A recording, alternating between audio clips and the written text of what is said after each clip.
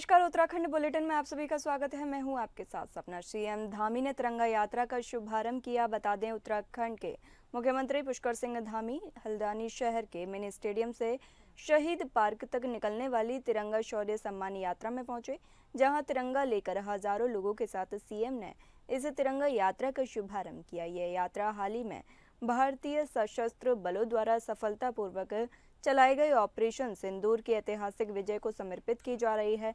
भारतीय सेना जिंदाबाद और भारत माता की जय के नारे के साथ शुरू हुई इस यात्रा में स्कूली बच्चों, एनसीसी और युवाओं और पूर्व सैनिक सहित देशभक्ति में लीन हजारों लोगों ने शिरकत की। यात्रा के शहीद पार्क में पहुंचने पर जहां उत्तराखंड के वीर शहीदों को श्रद्धा सुमन अर्पित किया गया, वहीं मुख्यमंत्री पुष्कर सिंह धामी ने लोगों को संबोधित करते हुए पहलगाम हमले का भारत के तीनों सेनाओं व सशस्त्र बलों के पाकिस्तान के खिलाफ कठोर कार्रवाई को ऐतिहासिक बताते हुए कहा कि देश की तरफ जो भी बुरी ताकतें हैं नजर उठाई जाएंगी, उनका यही हश्र होगा।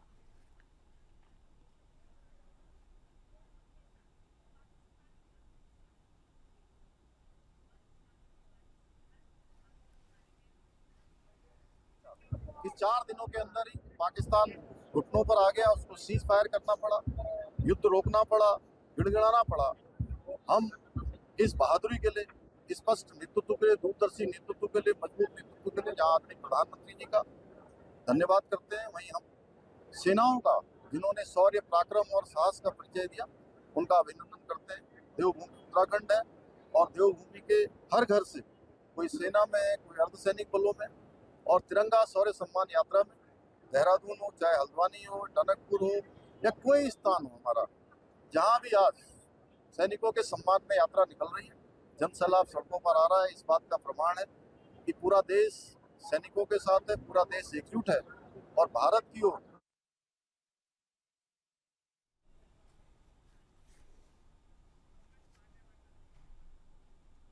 इसी के साथ ही ज्यादा जानकारी के लिए हमारे संवाददाता पंकज पांडे हमसे जुड़े हैं। आपसे जानेंगे तिरंगा सम्मान यात्रा का उद्देश्य क्या है और इससे लोगों में राष्ट्र प्रेम देखने को मिलेगा। जी बिल्कुल, आज जो कार्यक्रम हल्द्वानी में हुआ था, सीएम धामी ने जिसकी शिरकत की थी, आप कह सकते हैं कि सीएम धामी के नेतृत्व में पूरा सम्मान कार्यक्रम था। और कहीं ना कहीं जो लोग इस तिरंगा शौर्य सम्मान यात्रा का हिस्सा बने थे, अपने आप को गौरवान्वित महसूस कर रहे थे, अपने आप को खुशकिस्मत समझ रहे थे कि उनकी नजरों के सामने ऑपरेशन सिंदूर हुआ। और जिस तरीके से भारत ने नए भारत, क्योंकि प्रधानमंत्री नरेंद्र मोदी ने भी एक नारा दिया है कि यंग इंडिया है, और यंग इंडिया ने किस तरीके से उठकर जो भी पहलगाम में हुआ था उसका बदला लिया और पाकिस्तान को घर में घुसकर मारा।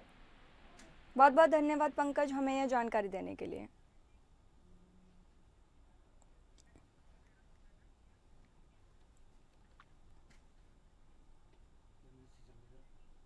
मुख्यमंत्री पुष्कर सिंह धामी की अध्यक्षता में बैठक आयोजित की गई, बता दें, जिसमें भारतीय सेना द्वारा ऑपरेशन सिंदूर को लेकर सफल होने पर बधाई दी गई। गृह सचिव शैलेश बगोली ने बताया कि मुख्यमंत्री पुष्कर सिंह धामी और कैबिनेट ने ऑपरेशन सिंदूर सफल होने पर भारतीय सेना, राष्ट्रपति, प्रधानमंत्री, गृह मंत्री और रक्षा मंत्री को अभिनंदन किया। सरकार द्वारा जल्द पत्र के माध्यम से केंद्र सरकार का धन्यवाद भी किया जाएगा। माननीय मुख्यमंत्री जी द्वारा ऑपरेशन सिंदूर के लिए माननीय प्रधानमंत्री जी, माननीय गृह मंत्री, रक्षा मंत्री और पूरी भारतीय सेना को जो जिस तरह से संचालित किया गया है सफलतापूर्वक, उसके लिए बहुत बहुत बधाई और धन्यवाद भी प्रेषित किया। और ये भी निर्णय लिया गया कि इसको महामहिम राष्ट्रपति और महामहिम प्रधानमंत्री जी और रक्षा मंत्री जी को प्रेषित। ऑपरेशन सिंदूर की सफलता पर हरिद्वार पुलिस ने तिरंगा यात्रा रैली निकाली। बता दें, रोशनाबाद स्थित पुलिस ऑफिस से शुरू हुई तिरंगा बाइक रैली रानीपुर मोड़ तक निकाली गई, जिसमें बड़ी संख्या में पुलिस के अधिकारी, पुलिसकर्मी और अन्य सामाजिक संगठनों से लोग शामिल हुए। सभी बाइक सवारों ने हाथ में तिरंगा लेकर भारत माता की जय और वंदे मातरम के नारे लगाए। रैली के दौरान माहौल पूरी तरह से देशभक्ति के रंग में रंग गया। एसपी क्राइम जितेंद्र मेहरा ने रैली का नेतृत्व किया। उन्होंने कहा कि ऑपरेशन सिंदूर की सफलता को लोगों तक पहुंचाने और लोगों के मन में सेना के प्रति सम्मान की भावना जगाने के उद्देश्य से तिरंगा बाइक रैली निकाली गई है।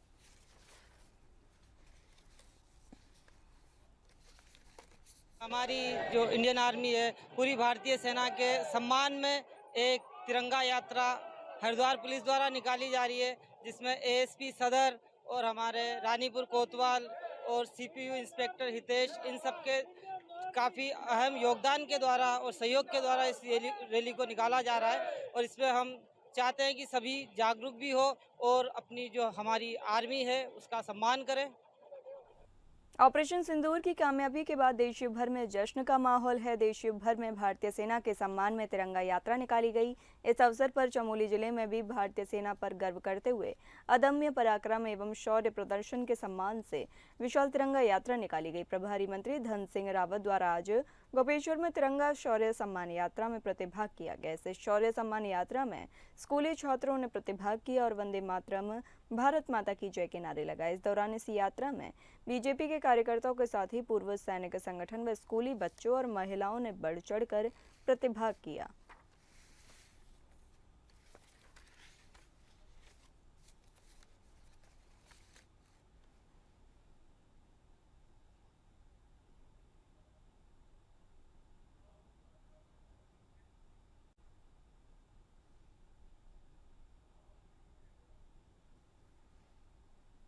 चमोली में प्रभारी मंत्री ने जनता दरबार लगाया। बता दें, चमोली में मंत्री डॉक्टर धन सिंह रावत की जनता दरबार लगाकर जनता की फरियादें सुनी गई। इस दौरान जिला पंचायत सभागार में जनता दरबार के साथ बहुउद्देशीय शिविर का आयोजन भी किया गया। जनता दरबार में 110 शिकायतें सुनी, जिसमें से अधिकांश शिकायतों का मौके पर ही निस्तारण किया गया।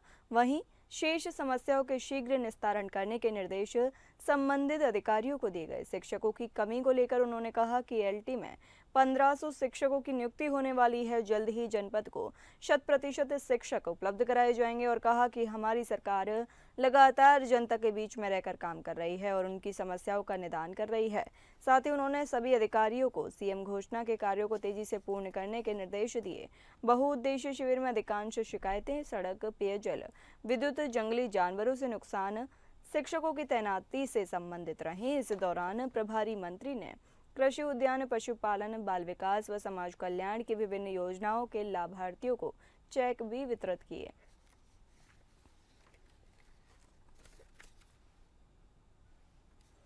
बताते चले कि प्रभारी मंत्री ने जनता दरबार लगाया। इस दौरान जिला पंचायत सभागार में जनता दरबार के साथ बहुउद्देशीय शिविर का आयोजन किया गया। जनता दरबार में 110 शिकायतें सुनी गईं, जिनमें से अधिकांश शिकायतों का मौके पर ही निस्तारण किया गया। वहीं विशेष समस्याओं के शीघ्र निस्तारण करने के निर्देश संबंधित अधिकारियों को दिए गए।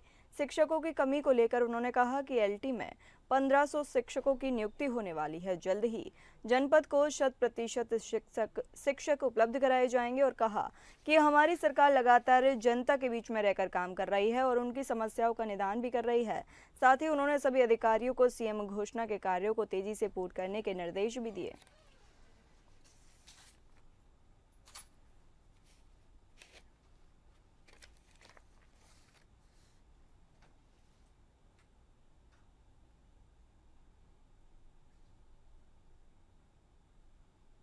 उत्तराखंड में साइबर अटैक हुआ। बता दें, देहरादून थाना क्लेमेंट टाउन क्षेत्र के अंतर्गत मिलिट्री पुलिस स्टेशन को हैक करने का प्रयास किया गया। हैकर ने एपी के फाइल और पाक का नाम जोड़ते हुए कुछ संदिग्ध मैसेज भेजे। इस मामले में सेना की ओर से साइबर थाने में शिकायत दर्ज कराई गई और शिकायत के आधार पर शिकायत थाने ने 0 एफआईआर दर्ज करते हुए क्लेमेंट टाउन थाने में मुकदमा दर्ज किया। इस मामले की जांच पटेल नगर कोतवाली के प्रभारी निरीक्षक को दी गई है।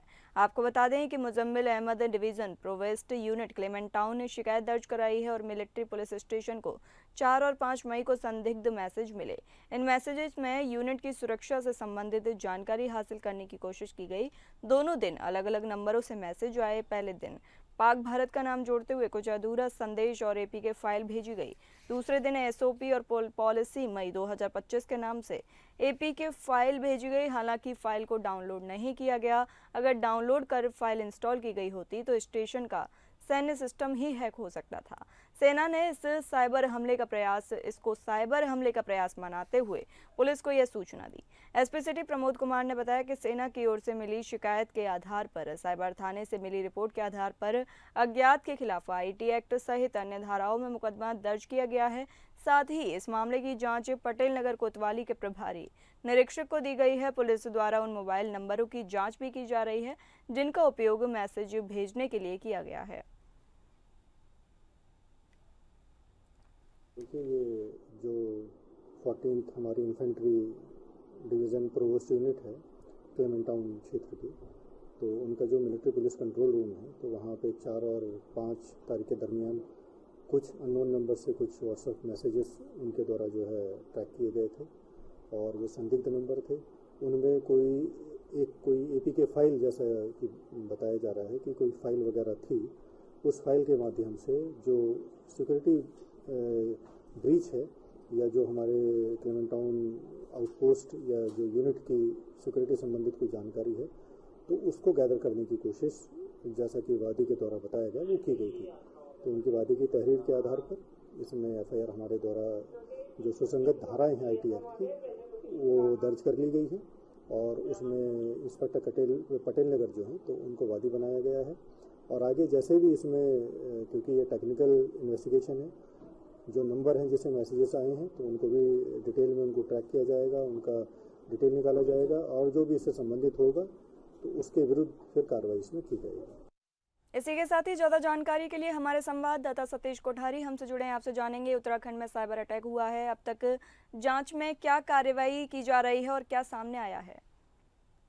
देखिए, मैं बात करूं, जो 4 और 5 को सेना के उस पे हैक करने की कोशिश की गई थी, साइबर अटैक किया गया था, उसको लेकर जो है एसएसपी की बात करूं मैं, चाहे साइबर क्राइम की बात करूं, चाहे मैं डीजीपी की बात करूं, बहुत ही ज्यादा संगीनता से जांच चल रही है और उस पे 0 एफआईआर की गई है पटेल नगर थाने, क्लेमेंट टाउन थाने में। और पटेल नगर थाने में जो है जांच चल रही है, उसको लेकर कल एसपी सिटी एसएसपी और जो क्राइम एसएसपी हैं, उन्होंने लगातार सभी थानों में जो है बात की है और सभी थानों को दिशा निर्देश दिए गए हैं कि इस तरीके की जो मैसेज हैं ये कहां से आए, क्या आए, किस तरीके से आए। भले पटेल नगर थाना जो है जांच कर रहा हो, लेकिन सभी थानों की ड्यूटी बनती है सभी जगह जांच करना और सभी को ये इंफॉर्मेशन देना कि क्या हुआ और किस तरीके से ये जो है दिक्कत हुई। क्योंकि अगर ये बहुत बड़ी बात है, सेना के उस पे हैक करना, सेना की गुप्त जानकारी इंफॉर्मेशन के जो है इस पे अटैक करना, ये बहुत बड़ी बात है। क्योंकि इस समय जो भारत पाक का जो चल रहा है उसको लेकर बहुत ज्यादा चिंतित है सरकार। और तो उसी के संदर्भ में जो ऐसी जानकारी आती है, जब सेना के उस पे साइबर अटैक होता है तो बड़ी दिक्कतें होती है। जी, बहुत बहुत धन्यवाद सतीश। आपसे और भी जानकारी लेंगे, बने रहिए हमारे साथ।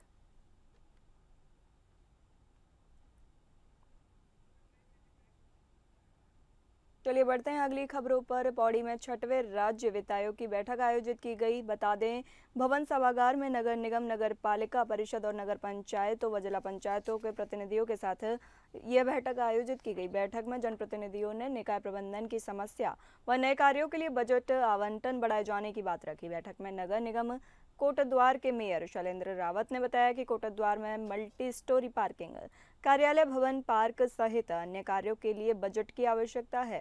उन्होंने कहा कि यदि इन कार्यों के लिए बजट आवंटन होता है तो जल्द ही विकास कार्यों को धरातल पर उतारा जाएगा। तो नगर पालिका अध्यक्ष पौड़ी हिमानी नेगी ने शहर में पानी की समस्या को रखा। अध्यक्ष ने जल संस्थान से शहर में जलापूर्ति की जानकारी तलब की। वहीं जल संस्थान के अधिशासी अभियंता ने बताया कि शहर में श्रीनगर व नानघाट से 5.50 MLD पानी मिल रहा है। साथ ही में शहर की पानी की समस्या के समाधान के लिए अमृत 2 योजना में कार्य चल रहा है। इस पर आयोग के सदस्यों ने पेयजल आपूर्ति बढ़ाने के लिए जल संस्थान और जल निगम को पेयजल आपूर्ति बढ़ाने के निर्देश भी दिए। 6वें वित्त आयोग के सदस्य PS जंगपांगी ने जनतांत्रिक प्रणाली की महत्ता बताते हुए कहा कि सभी विभागों के अधिकारियों का दायित्व है कि संबंधित क्षेत्र के निर्वाचित जनप्रतिनिधियों से तालमेल बनाकर चलें। साथ ही सुझाव दिया कि नियोजन प्रक्रिया इस तरह हो कि नगर निकाय आगामी भविष्य के तौर पर विकसित करने के लिए 25 से 30 साल की योजनाएं बनाए। कार्यकाल 31 जनवरी तक है। हमने आगामी 5 वर्षों के लिए राज्य सरकार को संस्तुति करनी है कि राज्य की जो कर वाली आय है, कर, टोल, ड्यूटी और फीस से जो इनकम होती है राज्य सरकार की, या उसका अनुमान है अगले 5 सालों के लिए, उसके सापेक्ष इनको नगर निकायों को और ग्रामीण पंचायतों को किस प्रकार से नियामन करना है, वित्तीय फाइनेंशियल रेगुलेशन हमने करना है ताकि इनका कार्य सुचारू रूप से चल सके। तो इस कड़ी में हम लोगों ने 2 जनपदों का पहले परामर्शी प्रक्रिया अपनाई थी, जिनमें पहला उधम सिंह नगर था, फिर हम चंपावत चले गए थे। इधर फिर हम हरिद्वार और पौड़ी को एक साथ करना चाहते थे, तो हरिद्वार वाले को कुछ असुविधा दी पिछले 2 दिनों में, तो हमने कहा कोई बात नहीं, हम पौड़ी का कर लेते हैं। तो आज उस क्रम में आज परामर्शी प्रक्रिया यहाँ पर आज जो पूर्वान्ह में जो परामर्शी प्रक्रिया हमारी हुई है वो नगर निकायों से हुई है। नगर निगम कोटद्वार और श्रीनगर और पौड़ी नगर पालिका परिषद और अन्य जो नगर पालिका परिषद और पंचायतें हैं, उनके जो निर्वाचित माननीय प्रतिनिधि हैं और उनके अधिकारियों से विचार विमर्श हमारा हुआ है। उत्तराखंड में अब मानसून सीजन दूर नहीं बल्कि बंगाल की खाड़ी तक मानसून पहुंच चुका है। अब वक्त ही कुछ बचा है उत्तराखंड में भी मानसून दस्तक दे। मौजूदा हालात की बात करें तो उत्तराखंड में चारधाम यात्रा भी सुचारू है और मानसून सीजन यात्रा के लिए एक बड़ी चुनौती हमेशा से ही रहा है, जिसको देखते हुए पीडब्ल्यूडी सचिव पंकज पांडे ने पीडब्ल्यूडी की तैयारियों को लेकर जानकारी दी। पीडब्ल्यूडी सचिव के अनुसार मानसून आते ही समस्त मशीनों और मैन पावर को धरातल पर डिप्लॉय कर दिया जाएगा। जो लैंडस्लाइड जोन उत्तराखंड में मौजूद है उनके बारे में पहले से ही जानकारी जुटाई जा रही है, ताकि समय रहते सभी तैयारियों को पूरा किया जा सके। यात्रा पर मानसून का कोई असर न हो, इसके लिए पीडब्ल्यूडी विभाग पूरी तरह से तैयार है। देखिए, मानसून निश्चित रूप से हमारे लिए एक चैलेंज का टाइम होता है, क्योंकि पहाड़ में काफ़ी जगहों पे लैंडस्लाइड या इस तरह के इश्यूज आते हैं। तो हम लोग पूरी मुस्तैदी से काम करते हैं। हमारे पास पूरा हमारा एसओपी बना हुआ है कि कहाँ कहाँ पे हम लोग को प्रॉब्लम होती है, कहाँ पे मशीन लगानी है। तो पूरा डिटेल एसओपी है, उसके हिसाब से हम लोग मशीनें और मैन पावर डिप्लॉय करते हैं और किसी भी तरीके की सिचुएशन के लिए हम लोग तैयार रहते हैं। तो जैसे ही हमको ये अलर्ट आएगा या सिग्नल आएगा कि मानसून स्टार्ट होने वाला है, तो हमारा जो एसओपी है उसको हम लोग एक्टिवेट करेंगे और सभी जगहों पर जो अफेक्टेड जगह हैं, जो इम्पोर्टेंट रोड है हमारे, उनमें मशीनें लगाना, मैन पावर लगाना, सारे नंबर डिस्प्ले करना और जो भी रिक्वायर्ड चीज़ें हैं उसके लिए हम लोग पूरी तैयारी करेंगे। इसी के साथ ही हमारे साथ लगातार बने हुए हैं सतीश कोठारी। आपसे जानेंगे मानसून को लेकर क्या क्या तैयारियां की गई हैं।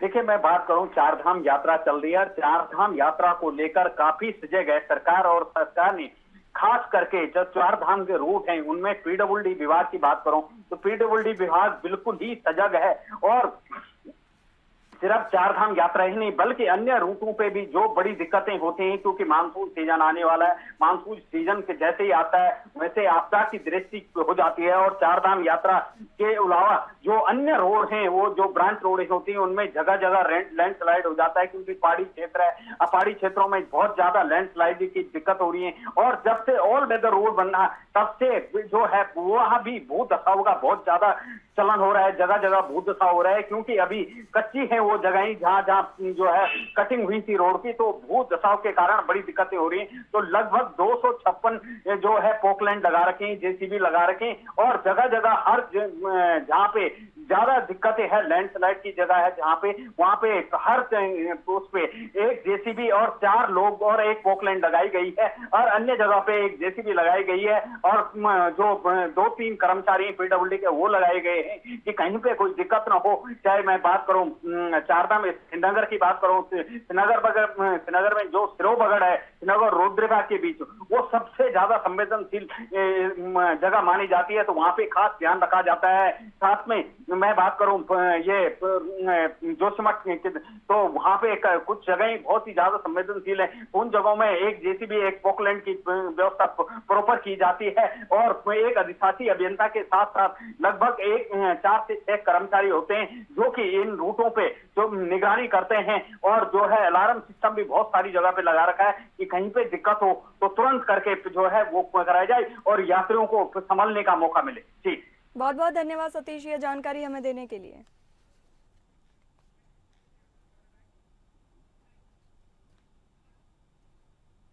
देहरादून में विजिलेंस विभाग ने कार्रवाई की। बता दें, विजिलेंस ने एक सप्ताह में 5 आरोपियों को गिरफ्तार किया है। बीते एक सप्ताह में उत्तराखंड विजिलेंस 5 आरोपियों को घूसखोरी के आरोप में गिरफ्तार कर चुकी है। इसमें मुख्य कोषाधिकारी से लेकर राजस्व विभाग के नाजिर तक शामिल हैं। भ्रष्टाचार के खिलाफ जारी मुख्यमंत्री पुष्कर सिंह धामी की इस मुहिम को देश भर में सराहना मिल रही है।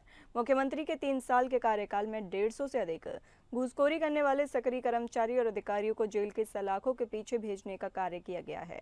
गृह सचिव शैलेश बगोली ने बताया कि सीएम पुष्कर सिंह धामी के निर्देश पर लगातार भ्रष्टाचारियों की कमर तोड़ने का कार्य किया जा रहा है। विजिलेंस को भ्रष्टाचारियों पर अधिक सतर्कता और तीव्रता से कार्रवाई करने के निर्देश भी मिले हैं।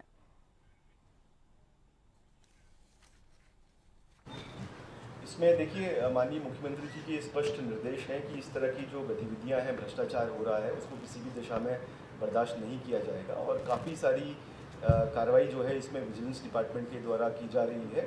और कल भी माननीय मुख्यमंत्री जी ने ये निर्देश दिए थे कि इस कार्रवाई को सतत रूप से जारी रखा जाए और इसमें और तेज़ी और इसको और प्रभावी ढंग से किया जाए।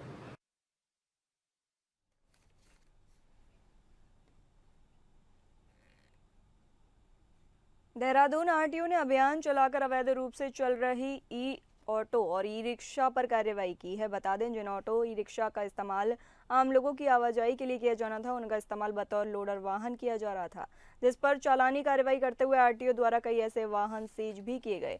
आरटीओ प्रवर्तन अनीता चमोला ने बताया कि ऐसे 62 वाहनों के ऊपर कार्रवाई की गई है, जिसमें 18 वाहनों को सीज भी किया गया है।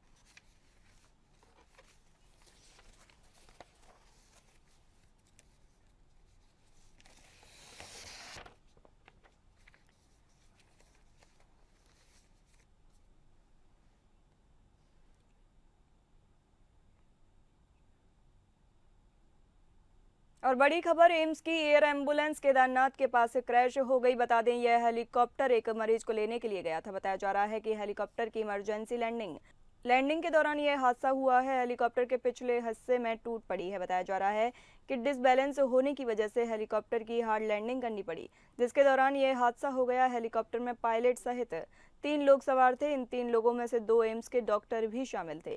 बताया जा रहा है कि इस हादसे में सभी लोग सुरक्षित हैं। हादसे की वजह का भी पता नहीं चल पाया है, लेकिन जांच के बाद ही पता चल पाएगा इसकी क्या वजह थी। फिलहाल राहत की बात यह है कि सभी लोग सुरक्षित हैं और किसी को भी गंभीर चोट नहीं आई है।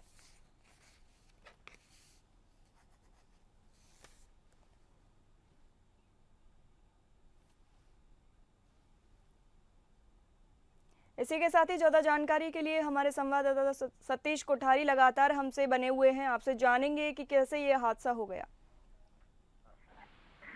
देखिए, मैं बात करूं तो केदारनाथ जो हेलीकॉप्टर जा रहा था उस पे बात ये थी, वो केदारनाथ के जो यात्री थे, जो पेशेंट थे, उनको लेने जा रहे थे। उनमें 3 लोग सवार थे। एक थे जो पायलट थे, 2 अन्य डॉक्टर थे जो केदारनाथ जा रहे थे। और केदारनाथ से ठीक पहले जो जहाँ पे जो वो बने तंबू लगे हुए हैं, वहां पे इमरजेंसी लैंडिंग करनी पड़ी। कुछ तकनीकी खराबी के कारण जो है इमरजेंसी लैंडिंग करनी पड़ी। और जो हेलीकॉप्टर का पिछला हिस्सा था वो क्रैक हो चुका है और वो वो 2 हिस्से में हेलीकॉप्टर हो गया है। और मैं बात करूं, सब गनीमत ये रही, बाबा केदार का आशीर्वाद ये रहा कि जो 3 लोग थे वो तीनों सुरक्षित हैं और तीनों में कोई इंजर्ड नहीं है, कोई भी दिक्कत नहीं हुई और तीनों लोग सुरक्षित बाहर निकाला गया है। और हादसे की जो बात रही, वह हादसे की जांच की जा रही है कि किन कारणों के यहाँ पे ये हादसा हुआ। डीएम रुद्रप्रयाग जोशीमठ पहुंच चुके हैं और जो एसपी रुद्रप्रयाग अच्छे कौंडे कोई केदारनाथ पहुंच रहे हैं और हादसे की जांच का आदेश दिए गए हैं कि किस कारण ये हादसा हुआ, कौन से क्या डिसबैलेंस हुआ या कोई चीज टकराई या कुछ क्या दिक्कत हुई, तो उसका जो है अभी जांच का विषय है। लेकिन सबसे बड़ी बात ये हुई कि जो जगह थी जहां पे उसने लैंडिंग हुआ, वहां पे जहां पे इमरजेंसी लैंडिंग हुई, वहां पे कोई अगल बगल कोई नहीं था, क्योंकि वहां पे खुले जगह पे लैंडिंग हुई। और लैंडिंग ऐसी हुई कि जो 3 लोग थे वो तीनों सुरक्षित निकाले गए हैं। कोई हताहत होने की कोई वो नहीं है। जी, बहुत बहुत धन्यवाद सतीश, ये जानकारी हमें देने के लिए। फिलहाल इस बुलेटिन में इतना ही। नमस्कार।